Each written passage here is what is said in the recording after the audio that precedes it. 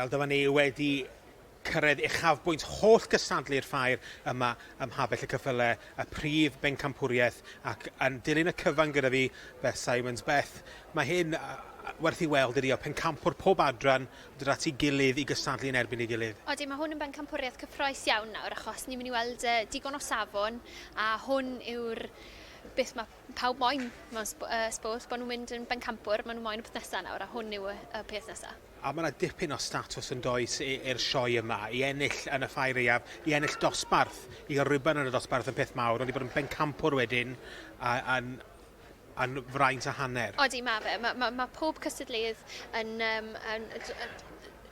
mor falch i fod yn bencampwr heblaw am fod y prif bencampwr wedyn.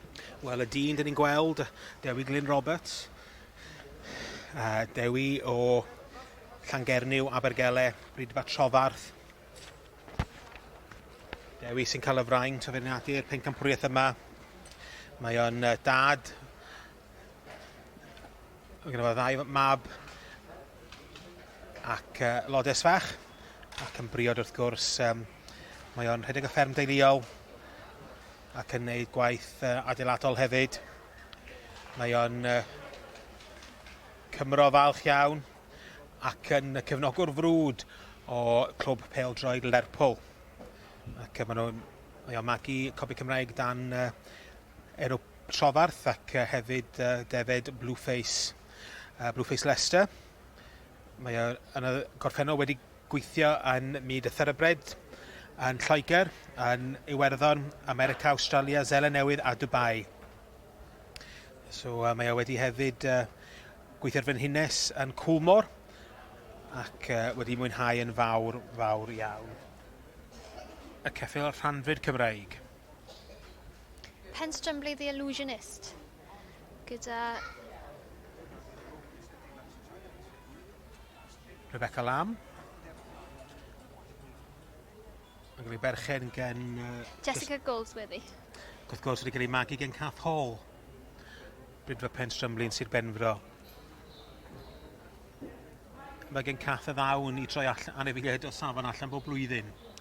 Heb os, fi'n credu ni'n gallu dibynnu ar Cath i gael rhywbeth neis i ni edrych arno fe fan hyn. Wrth gwrs, mae'r ceffyl yma wedi cael ei gwerthu, a Rebecca Lamb yn dangos ar ran y perchenog. Ceffyl a digon o faint, i ymlaen i wneud swydd yn y dyfodol. Fi'n gallu gweld hwn yn cael ei arddangos yn adran y Ceffylau hela, fi'n credu, yn y dyfodol. Mae'n glamp o geffyl.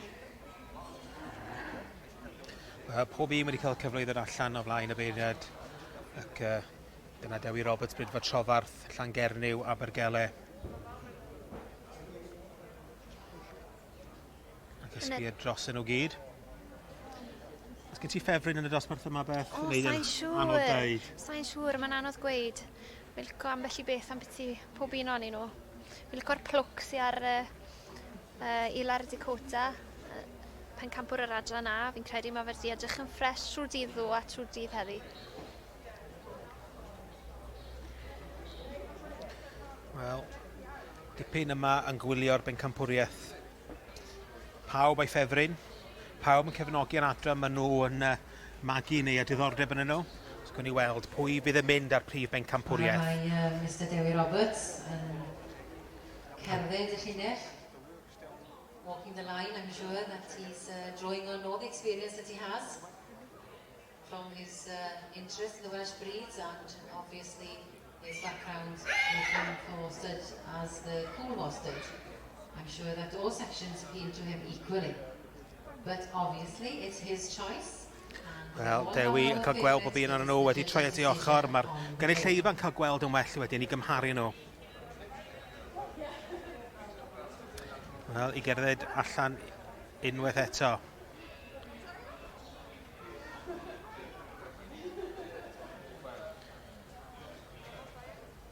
Isio gweld y cerddediad falle, cael gweld nhw unwaith eto. Mae dy fe jobyn anodd.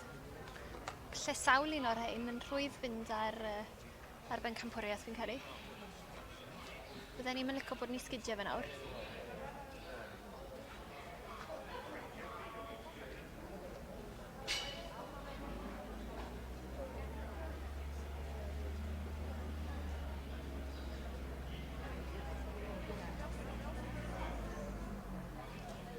Weld, maen nhw'n cael dod o fewn eto. Mae yna densiwn mawr, mae pawb yn awyddus cael gwybod pwy fydd Prif Bencampwr y Ffair Aeaf.